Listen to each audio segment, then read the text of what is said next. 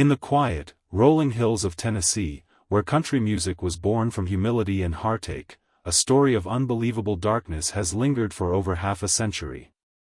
It's a story many of us think we know. A story of a beloved, lanky banjo player, a TV star who felt more like a neighbor, murdered in cold blood in his own home. For 50 years, the motive seemed simple, a robbery gone tragically wrong. But that was never the whole story. He didn't just kill a country music legend, he extinguished a light that warmed millions. He didn't just rob a home, he shattered the innocence of an entire community, an art form. For decades, the full story of David "Stringbean" Aikman's murder was buried under layers of silence and legal proceedings. But now, after all this time, the man convicted of pulling the trigger is a free man. And the words he spoke to gain that freedom, when placed against the chilling facts of the case, force us to ask a terrifying question. What really happened that night? For 50 years, we thought we knew the story of Stringbean's murder.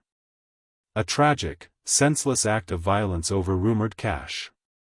But what if the official story isn't the whole story? What if long-buried theories suggest something far more sinister, a targeted act based on inside knowledge? At the age of 64, John Brown, one of the convicted killers, finally spoke at length about that night, pleading for his freedom. But what he said, and what he left out, will change everything you thought you knew about one of the most infamous crimes in music history. This isn't just a story about who pulled the trigger, it's about why. And the answer is far more shocking than you can imagine. Before the night of November 10, 1973, became a permanent scar on Nashville's heart, there was the man, David Aikman. To the world, he was Stringbean, a name that perfectly captured his unforgettable stage presence. He was impossibly tall and lanky, a look he accentuated with his signature costume, a comically long shirt tucked into tiny pants, belted high above his ankles. This wasn't just a costume, it was a character, a piece of living folklore he embodied with every note he played. Born in Annville, Kentucky, in 1915, David Aikman was a product of the mountains, raised in poverty but rich in musical heritage. Music was as essential as bread. He built his first banjo at 7 years old from a shoebox, and by 12, he'd traded the family's chickens for a real one, an instrument that would become an extension of his soul. His clawhammer playing style was old-timey, a rhythmic, driving sound that was a direct link to country music's roots. He was mentored by giants like Uncle Dave Macon and played banjo for the father of bluegrass himself, Bill Monroe, from 1943 to 1945. Aikman was there at the creation, a foundational piece of the sound that would conquer the world. But Stringbean was more than a musician, he was a comedian. His act was a perfect blend of virtuosic banjo picking and down-home, self-deprecating humor. He became a cornerstone of the Grand Ole Opry and later, a household name as a star on the wildly popular TV show Hee Haw. Through the screen, he projected a warmth and authenticity that was undeniable. He felt like family. As his friend Buck Owens once said, if you knew Stringbean, you'd have to love him. He was at peace with himself, at peace with the world. And that peace was genuine. Despite his fame, Stringbean and his wife, Estelle, lived a life of profound simplicity in a small, rustic cabin near Ridgetop, Tennessee, a world away from Nashville glamour. He loved to hunt and fish, never drove a car, and his only indulgences were a new Cadillac each year for Estelle and a color television. This simplicity was rooted in his past. Having come of age during the Great Depression, Stringbean carried a powerful distrust of banks. The ghost of financial ruin, of institutions failing and taking honest people's life savings, was one he could never shake. So, he dealt in cash. He was known to carry large wads of it tucked into his overalls. And the rumor, whispered among musicians, was that he kept a fortune hidden in that humble cabin. It was a rumor born of his character and his history. It was a rumor that would ultimately sign his death warrant. Saturday, November 10, 1973. On stage at the Grand Ole Opry, Stringbean Aikman did what he did best. He freelied his banjo, told his jokes, and took his bow. After the show, he and Estelle got into their Cadillac for the 30-minute drive home, leaving the lights of Nashville behind, but as they drove, two men were listening to that same show on the radio. Cousins John Brown and Doug Brown, both 23, weren't fans. They were listening to make sure their target was exactly where they thought he was, on stage, far from home. Fueled by rumors of Stringbean's hidden fortune, they had driven to the isolated cabin to rob it. They kicked in the back door and tore the place apart for hours, but found nothing. The cash was too well hidden. So, they decided to wait. When Stringbean and Estelle pulled into their long, dark driveway, something felt wrong. Stringbean saw that his simple burglar alarm, a piece of fishing line stretched across the drive, had been tripped. He told Estelle to wait in the car, pulled out the .22 pistol he carried, and cautiously walked toward his front door. What happened next is a blur of violence and terror, pieced together from forensics and the killer's conflicting accounts. As Stringbean entered his home, he was met with the barrel of a gun. A shot rang out. The beloved Opry star, the gentle giant of country comedy, fell to the floor of his cabin. Outside, in the cold night air, Estelle heard the blast. Her first instinct wasn't to flee, but to run toward the cabin, toward her husband. The killers were already spilling out of the house. She turned and ran, a desperate scramble for help. One of the killers chased her down. He caught up to the 59-year-old woman in the wet grass of her own front yard. According to law enforcement and later testimony, Estelle Aikman fell to her knees, begging for her life. He showed no mercy, shooting her in the back of the head, execution style. The remote cabin, once a symbol of peace, now ensured no one would hear their final cries. The killers grabbed what they could, a chainsaw and some guns, and fished about $250 from Stringbean's overalls. In their greed, they missed the thousands of dollars still on the bodies, one roll tucked into Stringbean's bib and another pinned to Estelle's bra.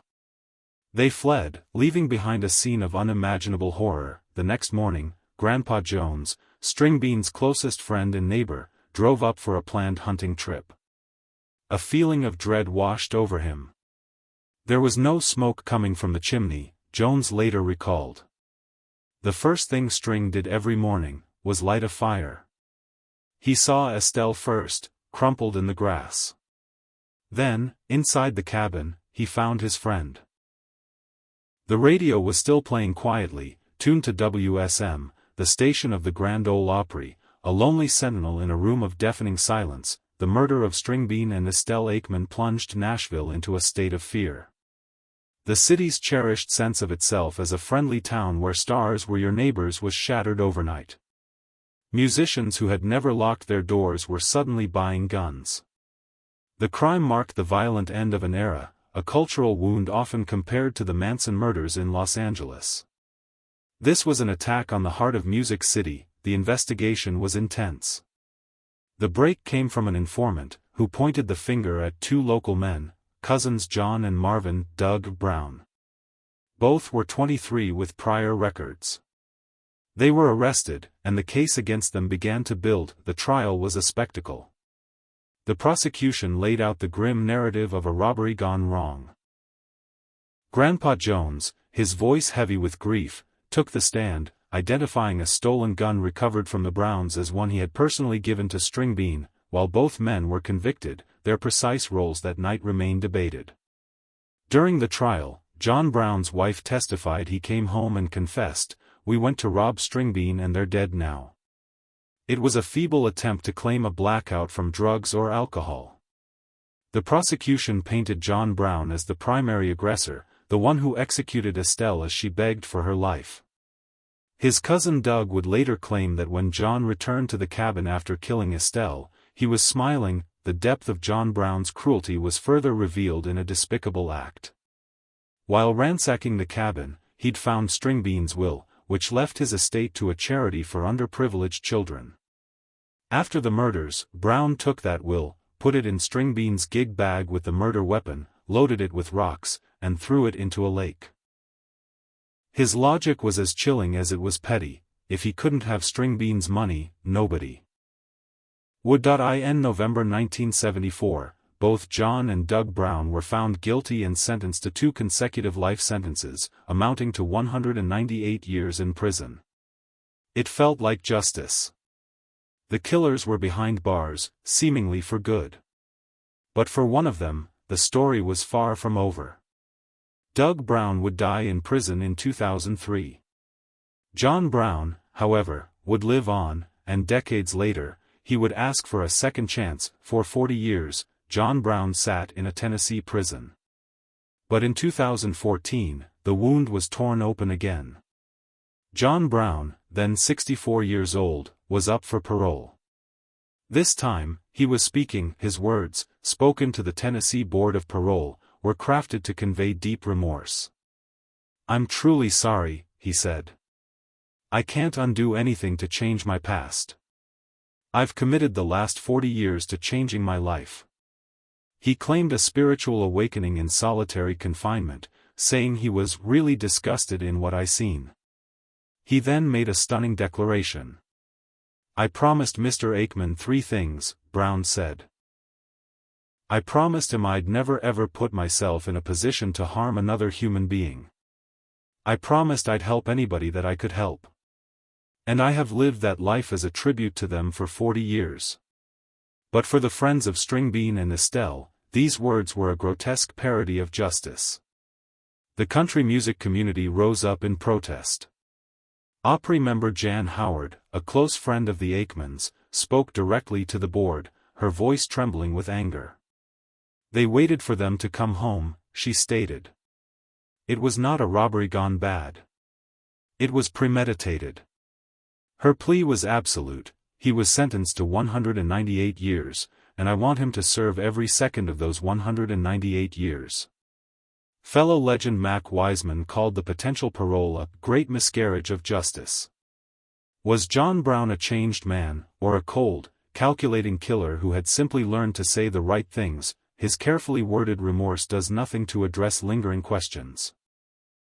He speaks of being screwed up, avoiding ownership of the brutal decisions he made, to wait, to shoot, and to execute a terrified woman. His claim of living life as a tribute to his victims is, for many, the most shocking statement of all, an insult to their memory. Despite the passionate pleas, the parole board voted to approve his release. In November 2014, John Brown, the man who murdered Stringbean and Estelle Aikman, walked out of prison a free man. He had served 41 years of his 198-year sentence. He was 64 years old. The release of John Brown didn't just reopen an old wound, it poured salt in it. For many, it confirmed a painful truth, that the passage of time can sometimes be mistaken for justice. The man who had so brutally ended 2 lives was free, while Stringbean and Estelle lay in their graves. The impact of their murder still resonates in Nashville. It stands as a dark milestone, the point at which the doors, both literal and metaphorical, began to close. The easy trust that had defined the Grand Ole Opry family was replaced by a necessary, but sad, caution. Fences went up, and the notion of a country star being just another neighbor faded into a nostalgic past. And what of the money that started it all? In a final, tragic, and deeply ironic twist, the story goes that the bulk of the cash was finally discovered in 1996, when a new owner was renovating the old cabin.